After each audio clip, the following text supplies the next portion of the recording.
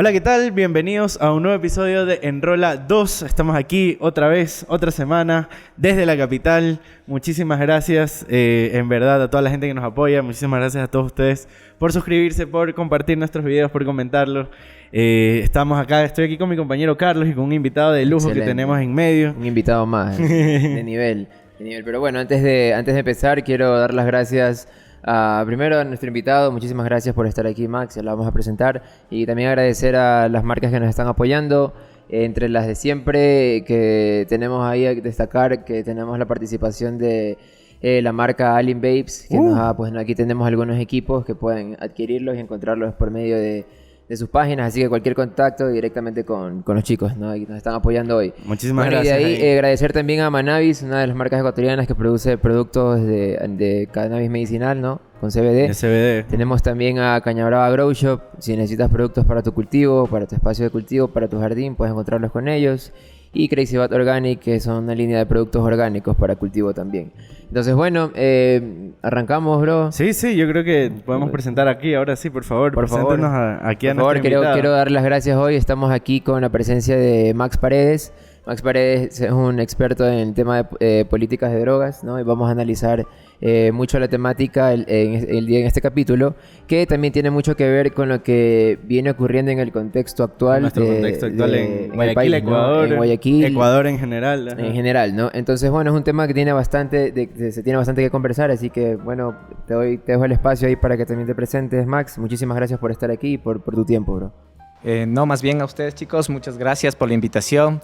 Creo que es un momento súper importante para poder conversar sobre el tema de política de drogas y otros temas más que engloban en este momento. Me presento, soy Max Paredes.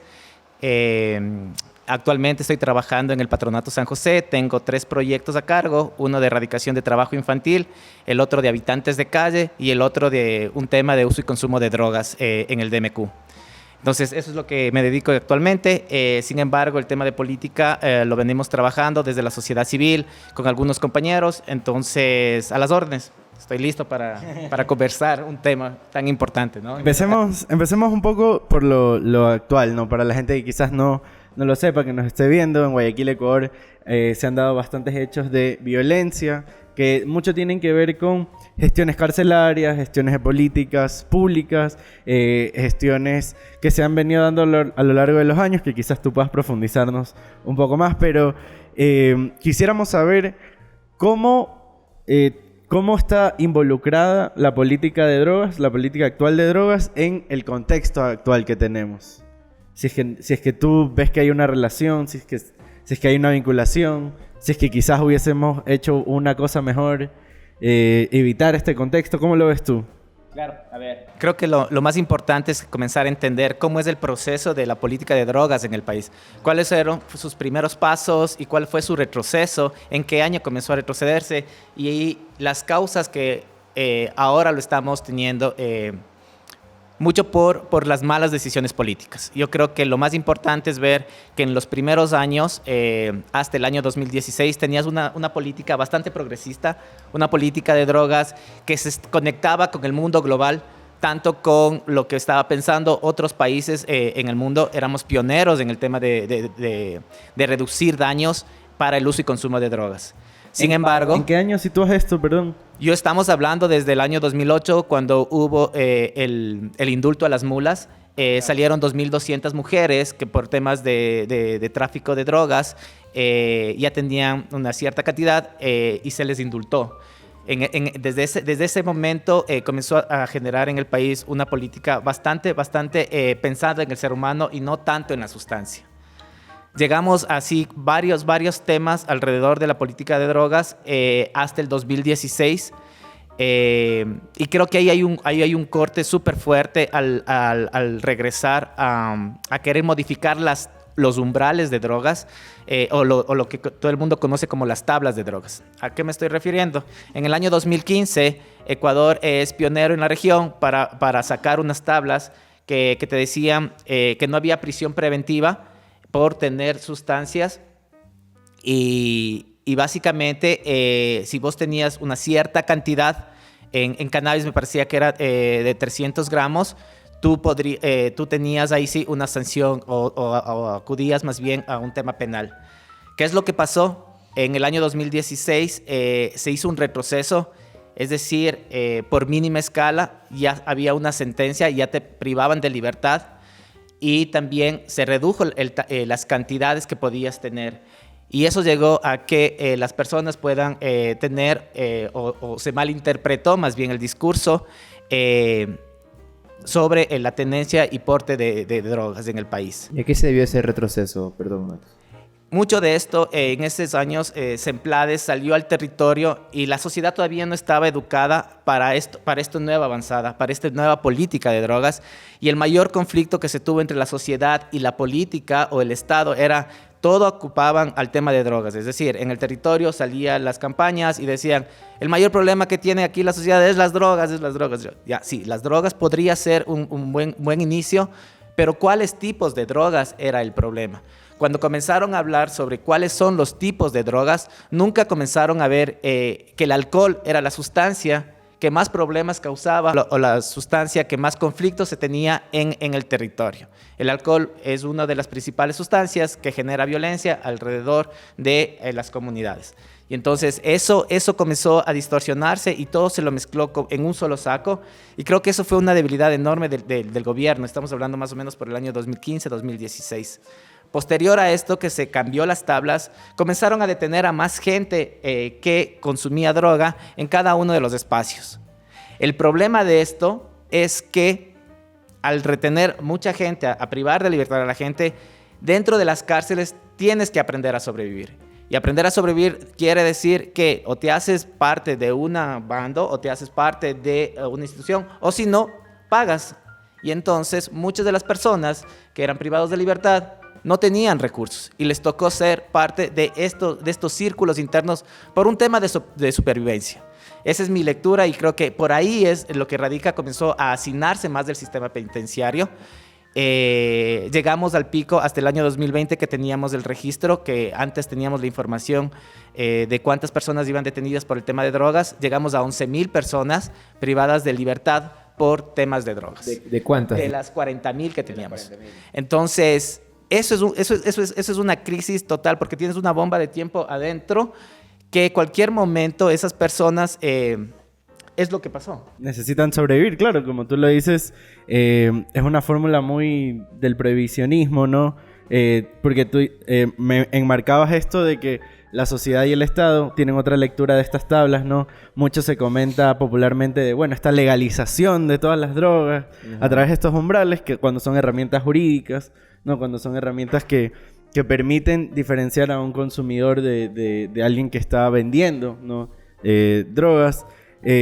Y de repente, para alinearse al discurso, ¿no? Empiezas a detener a un montón de gente por lo mismo que tú creaste, ¿no? Para reforzar la idea de está funcionando estas campañas, está funcionando el prohibicionismo, miren cuánta gente estamos deteniendo, cuántas drogas se está incautando, ¿no?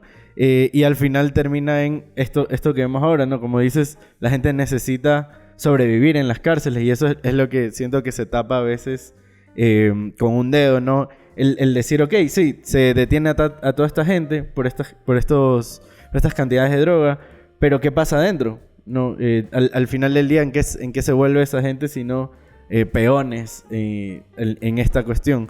Tú que has trabajado, justo nos comentabas que has trabajado, uno de tus proyectos a los que te dedicas es justamente con las personas consumidores de sustancias. ¿Tú cómo lo trabajas desde ahí, ¿no? esta problemática actual? Perfecto. Para completar la idea, es importante ver cómo va en el tiempo la política, ¿no? Después había la CETED, había el CONCEP, que era el que formulaba política de drogas aquí en el país.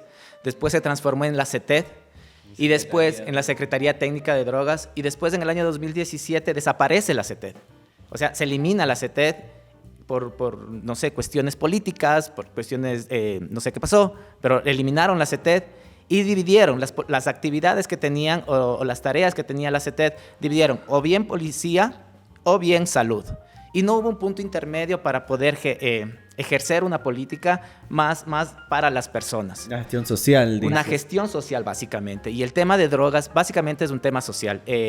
No es un tema de policías, ni tampoco de que tienes que estar en una clínica. Creo que es un tema social, es un tema cultural, es un tema que hay que abordarlo desde otra mirada, desde conversar sobre el tema de drogas con nuestros hijos, con nuestros familiares. Y creo que eso se dividió y ahora no tenemos una política clara de qué hacer con el tema de drogas. Eso es súper grave porque dentro de estas personas que fueron detenidas, encarceladas, está ahí la destrucción del sistema también penitenciario. Entonces, eliminas el Ministerio de Justicia, creas una secretaría del SNAI, esa secretaría reduces el presupuesto y entonces todas esas variables haces que todo el sistema penitenciario o adentro del sistema penitenciario sean los que comiencen a gobernar y ejercer la política interna y no desde afuera. Y creo que esa es una de las causas para lo que nosotros tenemos hoy en día, para lo que nosotros estamos viviendo.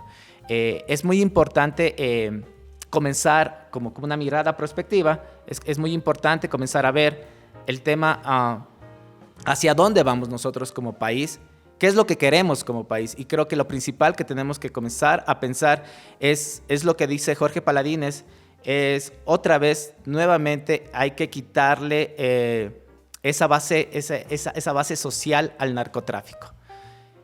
Esa base social es lo que nosotros tenemos que recuperar como país, porque está adentro, está captado por estas organizaciones, ya sean criminales o ya sean internacionales, que están alrededor del tema. Eso hay que comenzar a darle otra mirada y proponerlo desde allá. Eso quería concluirlo, más bien. Y claro, desde lo que nosotros hacemos, ¿qué es lo que hacemos? El tema de la voluntariedad. Trabajamos mucho con personas de la calle que usan y consumen sustancias. Y el primer paso para poder dejarlo, si ellos quieren, básicamente es el tema de la voluntariedad. Si ellos quieren dejarlo, ¿sí? Si ellos quieren dejarlo, lo van a hacer. Pero si no, o sea, no hay poder humano que les diga deja de consumir y no te va a hacer nada. O sea, y también, ¿Qué hacen ahí como...? Hacen actividades recreativas, hacen actividades lúdicas. Tenemos un proyecto que se llama de la calle a la cima. Los chicos de la calle que están en nuestro centro, caminamos a las montañas, entran otra vez y se conectan nuevamente con todo ese entorno que perdieron. Mucho del fracaso, no sé si fracaso, sino mucho del problema que ellos tienen es por el tipo de sustancia que consumen. Eso se les educa ahí adentro. No se puede consumir cualquier sustancia, cualquier droga, porque tu cerebro te daña. O sea, y ese es el problema. Tienes que conectarte, si usas de manera recreativa, tienes que estar conectado y disfrutar de lo que estás haciendo.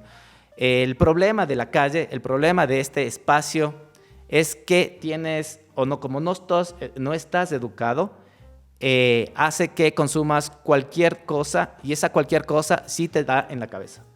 Y creo que ese es el mayor problema, que lo que tenemos que comenzar a verlo desde allá es reducir daños, educar a la gente sobre las sustancias y más no un tema de prohibición y más bien enfocarnos con la regulación. Bueno, te pregunto algo volviendo al tema de la tabla, porque en el medio se habla mucho de la tabla, se escuchan muchas referencias de la tabla. La gente que está en contra de las sustancias utilizan el tema hablan acerca de la tabla, los usuarios hablan acerca de la tabla, pero inclusive políticamente se utiliza la tabla como una estrategia populista para ganar adeptos, ¿no? Como que no, vamos a derrocar la tabla. Pero ¿qué es la tabla? ¿A qué se refiere? ¿O qué en sí consiste la tabla? ¿Es una ley? ¿Es una referencia? ¿Qué es? Para que entendamos todos un poquito lo que están viendo este capítulo. A ver, vamos con el tema de la tabla. La tabla básicamente es un instrumento jurídico creado para proporcionalidad de las penas. Es decir, las personas que tenían o que poseían y iban a traficar, la clave es que tengan la intención de traficar o la intención de vender la sustancia de acuerdo a las cantidades, se les asignaba una pena. Ese es el propósito de la tabla. Que exista esa característica principal. El problema que se dio en el país es que en algún momento, cuando salieron a las calles, la policía o la sociedad, no sé en dónde se perdió el discurso, dijeron, no se le puede detener porque así está vendiendo sustancias, no se le puede vender, no se le puede detener porque la tabla le permite. No, eso era imposible. Todo tráfico, así sea menor a la cantidad permitida, puede ser detenido. Inclusive, toda persona que tenga sustancias superior a la cantidad permitida y no quiere traficarlo, no puede ser detenida. Ese era el concepto. Claro. Y para poder detener a una persona, tiene que haber un proceso de investigación. Y el proceso de investigación consiste en que Fiscalía y la policía tienen que hacer su trabajo, tienen que demostrar que la persona tenía la intención de traficar. Claro. Si no hay esa intención de traficar, no te pueden detener o no te pueden sancionar. Básicamente estarían criminalizando al usuario. Exactamente. Entonces, básicamente lo que hacen es criminalizar el consumo. ¿Y en qué momento el Estado, que es el que debe encabezar este mensaje, ¿no? Y comunicar y hacer llegar a los ciudadanos que esa es la intención de la tabla, se perdió? Y más bien políticamente se ha utilizado como que esta tabla es el resultado, o sea, lo que pasa actualmente en nuestro contexto, claro, es el resultado de la tabla. Si la tabla nunca hubiera existido, no estuviéramos en los problemas que tiene Guayaquil, Esmeraldas y que están pasando alrededor del Ecuador con el narcotráfico. Que es muy común. ¿En qué momento el Estado se dio ese espacio para que se genere ese otro lado político, para utilizarlo como una herramienta más bien de trabajo? Este gobierno lo ha utilizado también, inclusive, ¿no? El comienzo siempre ha sido por parte de su propuesta eliminar la tabla. ¿Pero eliminar qué? Si no es... Sí, yo creo, Carlos, ahí el principal problema es ese tema de capital político. Hay un tema, no sé, que tenemos que evolucionar como políticos en nuestro país, siempre apegados a lo que dice la mayoría, pero nunca hay un discurso de la minoría. ¿Por qué? Porque estás pensando no en las personas, sino estás pensando en el voto popular y en el voto, en mantener ese estatus político. Es decir, yo actualmente trabajo con población habitante de calle, pero eso no es políticamente que te da votos. ¿Por qué? Porque la persona habitante de calle es la persona que todo el mundo le rechaza, que se les estigmatiza y que por lo pronto, y que si le ves, dice, él me va a robar. Y no es así. Muchas de las personas que están en procesos de callejización tienen un proceso atrás de violencia y otros temas que se desconectaron en algún momento de la sociedad. Lo que queremos nosotros es conectar nuevamente con programas de reinserción, hacemos trabajos con ellos, pero eso educar a la gente, eso no da votos. Eso no da votos, el trabajar con esas personas, porque en el país, o bueno, no en el país, sino en el DMQ, tenemos identificadas 792 personas, ¿sí? De un diagnóstico situacional que lo hicimos a través de referencias. Son 792. 792 pesan para 3 millones de quiteños, no sé cuánto. Okay, entonces, claro, la política es desgastante para ellos porque están pensando en votos. Esa misma lógica, o esa misma analogía, llevémoslo al caso de... política de drogas, claro. Entonces va a decir, no, pues la gente quiere Jesús, bien, o sea, todo... Revisionismo, claro. Que te tomen la puerta a las policías, claro. Y esto no vende, ¿no? O sea, y esto hablar de drogas de esta manera que te puedes consumir una marihuana, que te puedes consumir un alcohol, que te puedes consumir un tabaco... Eso no vende, porque políticamente te dicen, uy, ya no eres el bueno. Claro. Y te estigmatizan y te dicen, ya tú eres el malo, eres pro porro, lo que te quieras. O sea, comienzas a generar otro discurso dentro de este contexto. Y creo que es hacia allá donde tenemos que avanzar, sí, a cambiar esta forma. Y la única forma es conversando, creando estos espacios de diálogo entre diferentes personas que usan, que consumen y también con los que no consumen. ¿Por qué no? Sentémonos con los que no consumen y digámosles, o sea, a ver, ¿qué piensas de la sustancia? Claro. Eduquémonos. Creo que eso es clave. Tú estás trabajando desde una entidad igual municipal, digamos, estatal. ¿Tú cómo ves desde ahí, ¿no? Desde esa postura, la posibilidad de que se propongan nuevas políticas públicas o que al político de ahora le interese esto como un peso? Porque yo sí creo que hablar de estos temas también te da un peso político de otra parte de la población, ¿no? Que también es... O sea, en las últimas elecciones que tuvimos, vimos cuánto cuesta ese voto progresista, por nombrarlo de alguna manera, no vimos cómo podría hacer la diferencia, ¿no? Esa que a ratos le decimos minoría y que a ratos vemos que no es tan minoría, ¿no? ¿Tú cómo lo ves? ¿Hay intenciones de que eso cambie? Sí, yo creo que sí. Hay una nueva dinámica global sobre el tema del cannabis. Hay una nueva dinámica global sobre el tema de las drogas, de alucinógenos. Hay una nueva dinámica en el mundo entero. Que los jóvenes están conectados con eso. Que los jóvenes están conectados. Creo que aquí el mayor problema es las personas, o somos las personas mayores de 40 años, que ya no empatamos con ese discurso. Entonces, lo que se necesita es discursos más acorde a la juventud, más acorde a lo que se está diciendo, a lo que se está conversando en la juventud.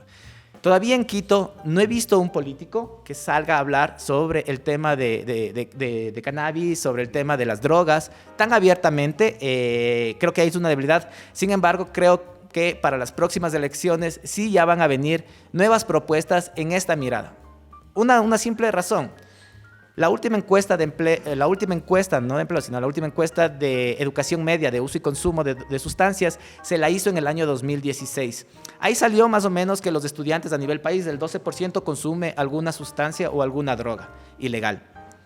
Y solo en Quito, el 16% de esos jóvenes consume, o la sustancia más consumida, era el cannabis.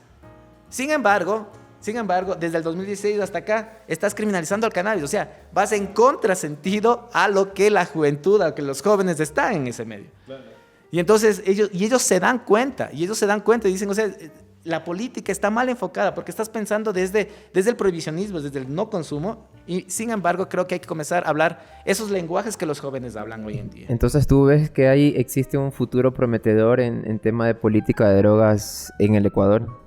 Sí, sin lugar a duda. Tienes una ola de regulación a nivel de la región y también a nivel mundial.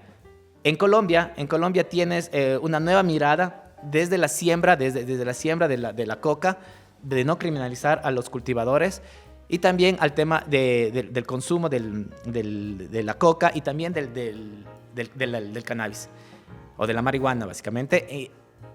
En el país creo que no sé por qué se distorsionó el tema del cannabis. Solo se lo hizo desde una mirada empresarial y no se lo hizo desde una mirada de autocultivo. Creo que sí necesitamos comenzar a hablarlo más de estos temas con jóvenes, que ellos sí están en esto, o sea, están en esto, y para poder entender y comprender una política más adecuada. Pero sin lugar a dudas, sí, el tema de drogas viene. Y viene la regulación, y por eso tenemos que comenzar a educarnos todos. Y claro, creo que estos espacios son los que nos van a dar esa mirada de educación que necesitamos tener. Así es. Hablando ahí, tocaste un tema ahí que vamos para allá, el tema del autocultivo.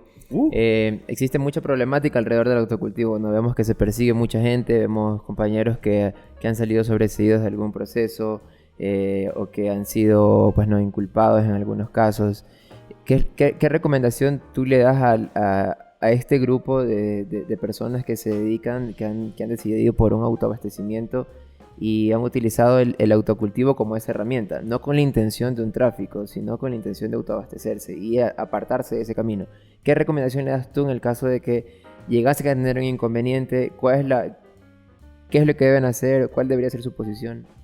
Básicamente ahí estar conectados en red, creo que es lo único que nos permite. Hay un grupo aquí en Quito, estamos conectados, llamas y ya le das ahí que alguien te venga a soportar. Creo que es ese momento, porque te van a sorprender.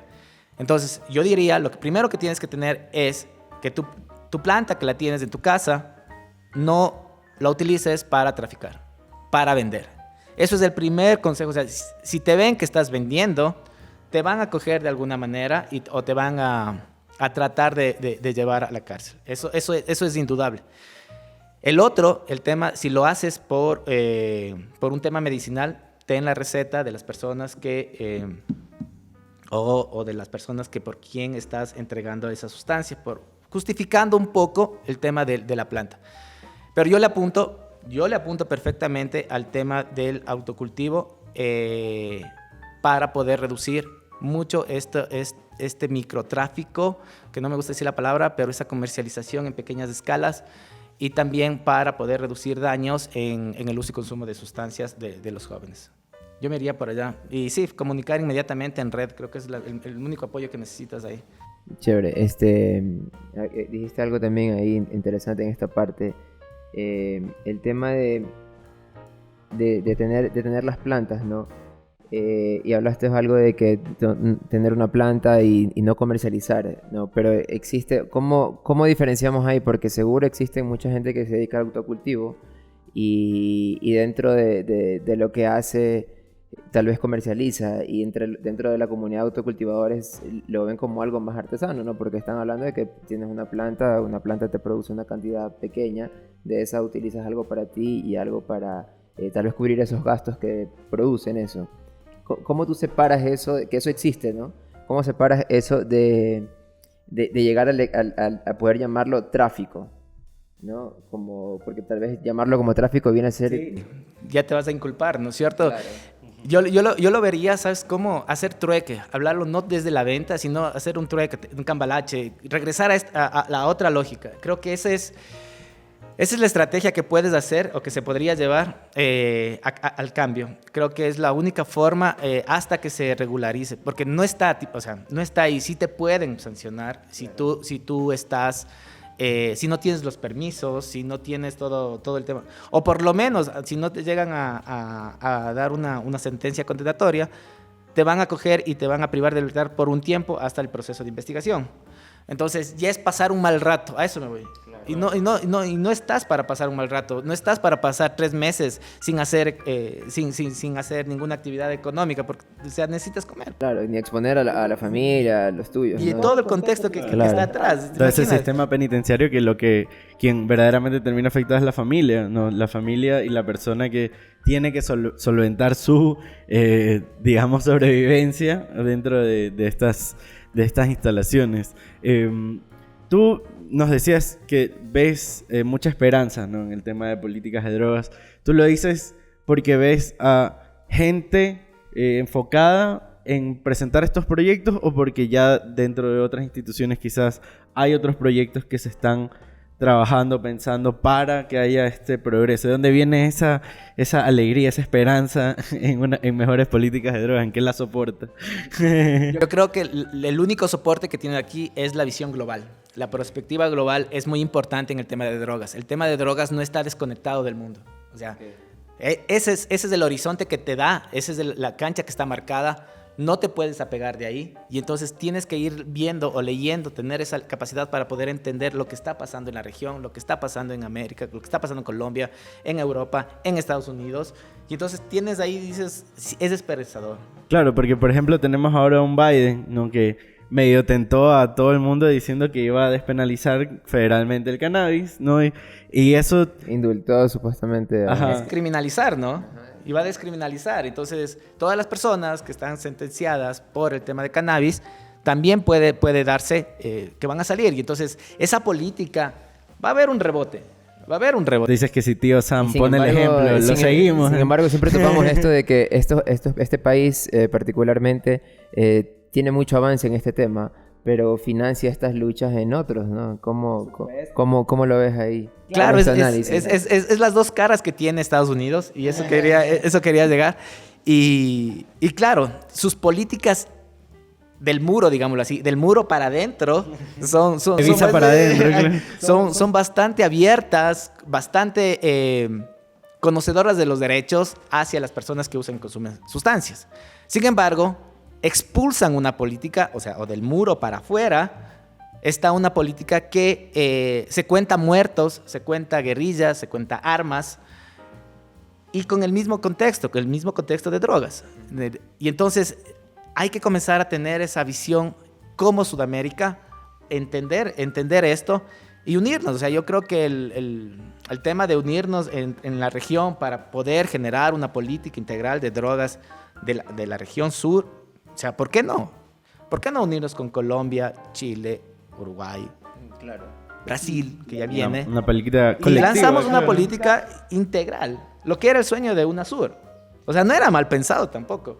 qué es lo que también ahora está en Colombia el nuevo presidente está proponiendo de alguna manera, ¿no? Con el tema de la política de drogas. Exactamente. Entonces es llevar otro nuevo discurso.